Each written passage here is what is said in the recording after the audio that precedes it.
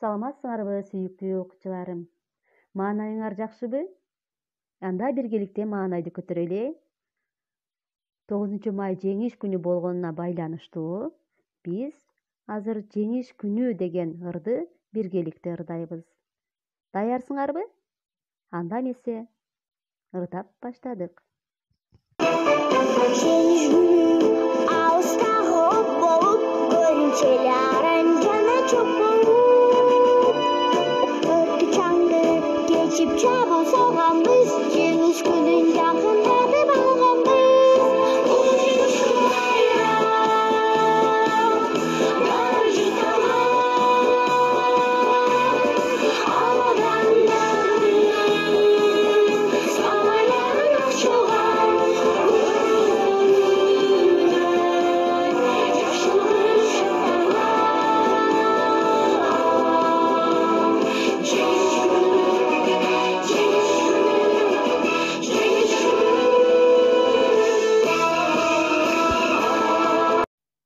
Азаматсыңар балдар.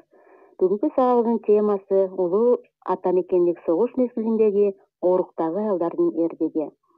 Сабагыбыздын максаты улуу атамекендик согуш мезгилиндеги ооруктагы аялдардын күжүрмөн эмгеги менен таанышышат, алардын эмгегин эстен чыгарбоого, урматтап сыйлоого үйрөнүшөт, мекенин сүйүүгө тарбияланышат.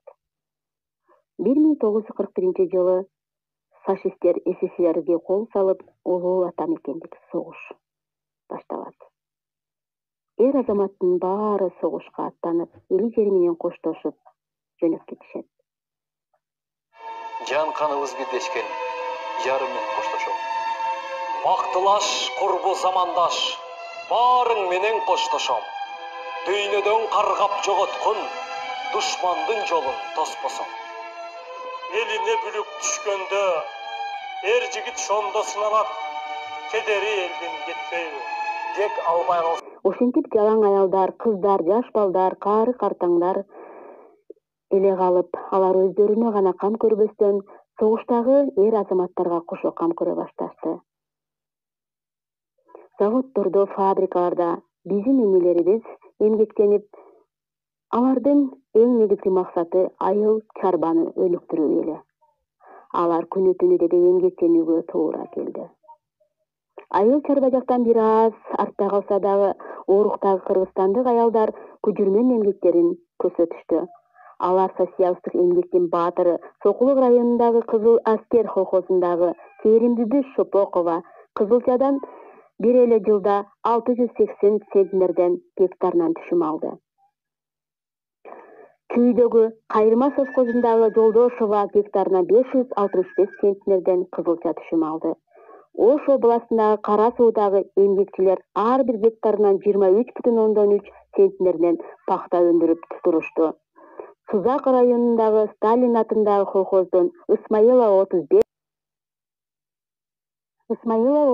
центнерден пахта өндүрдү. Кийинчерээк Зууракан Кайназарова, Атабекова кызылчадан, Жекпаева пахтадан өздөрүнүн эмгектерин көрсөтүшүп, социалисттик эмгектин баатыры наамына ээ болушту. Булардын кылган эмгектери, тиккен жылуу кийимдери, алган түшүмдөрү баардыгы фронттогу эр азаматтар үчүн жумшалып жатты. Көрдүңөрбү балдар? Ушинтип кыйын турмушту башынан өткөзүп, ата-бабаларыбыз, энелерибиз бизге жеңиш күнүн алып келди. Бул күндү эч качан унутпай жүрөгүбүзгө бекем сактап, эстеп жүрөлү. Анткени бул күнгө жетүү үчүн Совет эли 27 миллион адамынан ажыраган. Бул күн Совет элинин 4 жылга созулган эң оор, эң кайгылуу улуу атамекендик согуштагы фашисттик Германиянын үстүнөн жеңишке жеткен күн. 1945 жылдын 8 майында фашисттер жеңилип берген. Ошол маалда Москва шаарында 9 май кирип калган эле. Сталин ошол замат 9 майды жеңиш күнү деп жарыялаган. Победоносного завершения Великой Отечественной войны советского народа установить, что 9 мая является днем 1945 жылдан бери 9 май жеңиш күнү белгиленип келет. Бул күндө бизди сактап калган, эли жерин коргоп калган ата энелерибизге ыраазычылыктарды билдирип, жакшы ырларды арнап келишет. Силер дагы жакшы ырларды билесиңерби? Анда айтабыз. Номер 25 Алмалық орта мектебинин 4-классынын окуучусу Сапарова Ажынай. Согушка кеттиң, өз балдарың көз жаш менен өлүмгө узатышты, ыйлап сыздап энелер. Курман болду, баатыр болду нечендер, жашасын деп биздин ушул өмүрдө. Кан согушка апаларда барышкан, өмүрлөрүн тобокелге салышкан. Жолборс, жүрөк, жоокелдердин жараттарын танышкан. Танк алдында тайманбастан барышты, эл жер үчүн душман менен батышты. Эч тайманбас биздин баатыр аталар, эли бизге жеңиш менен кайтышты. Номер 25 Алмалық орта мектеби 4-классынын окуучусу Абдикаримов Нурислам. Сөзү Владимир Харитоновтуку, обону Давид Тухмановтуку. Жеңиш күнү алыстагы от болуп, көрүнчү эле араң жанган чок болуп. Өрттү чаңды кечип чабуул салганбыз, жеңиш күнүн жакындатып алганбыз. Бул жеңиш күн майрам, дары жыттанган адамдардын самайларын ак чалган көздөрүнөн жаш кылгырып шаттанган. Жеңиш күнү, жеңиш күнү, жеңиш күнү. Күндүр түндүр мекенибиз эч тынбай, мартендешип тектеп турган көз тунбай. Күндүр түндүр иште күйүп жалганбыз, жеңиш күнүн жакындатып алганбыз. Бул жеңиш күн байрам, дары жыттанган адамдардын самайларын ак чалган көздөрүнөн жаш кылгырып шаттанган. Жеңиш күнү, жеңиш күнү, жеңиш күнү. Апакебай, биз бүт кайра келбедик, шиберлешип чуркаганды дегдедик. Европанын жарымына барганбыз, жеңиш күнүн жакындатып алганбыз. Бул жеңиш күн майрам, дары жыттанган адамдардын самайларын ак чалган көздөрүнөн жаш кылгырып шаттанган. Жеңиш күнү, жеңиш күнү, жеңиш күнү. Мен Исмаилова Аклай, номер 25 Алмалық орта мектебинде окуйм. Сөзү Абылкасым Майрамкан Абылкасымованын эстелик сүйлөйт деген ырын көркөм ырдап берейин. Айрыла деп пландары согуштун, дале-дале эл озунда согуш бар. Дале-дале жоголо элек согуштар. Эй билимдүү сиңди менен инилер, көгөлдөрү кыркылбаган дөбөктөр. Уктай деле ойлоп жаткан, о мекенин сумсайдын чиркенип. Биз талаштык душмандан рызкыны, өмүрлөр өлүмгө кыйып берип. Анда курчам сабыркан муштум түйүп.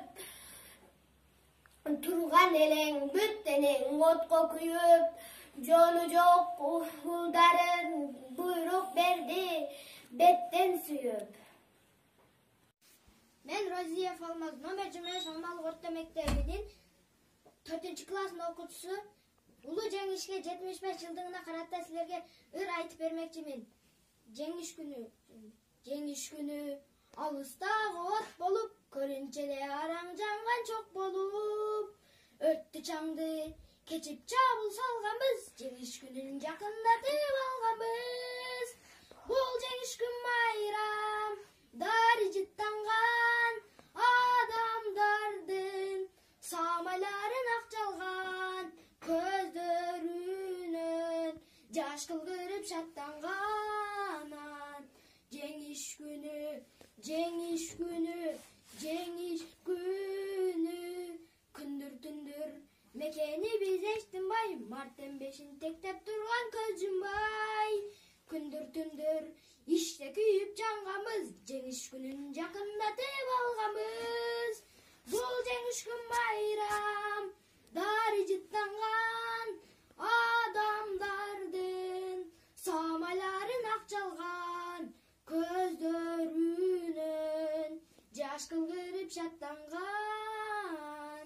Жеңиш күнү, жеңиш күнү, жеңиш күнү.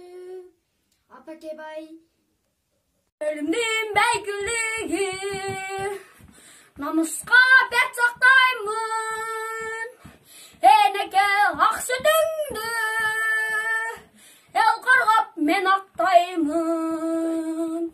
Erzigit erzetinde, azamet cöbetinde, atımda kırgız elim, ardayım sezimimde. Азаматсыңар балдар, силер жакшы ырларды биле турбайсыңарбы?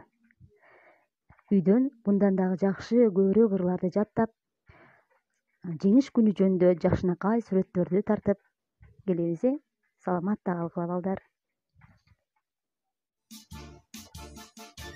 Аттанган туган жер үчүн, аттанган кутман эл үчүн, гүл коюп эскер ыйлаба, уулуңар жокер эл үчүн.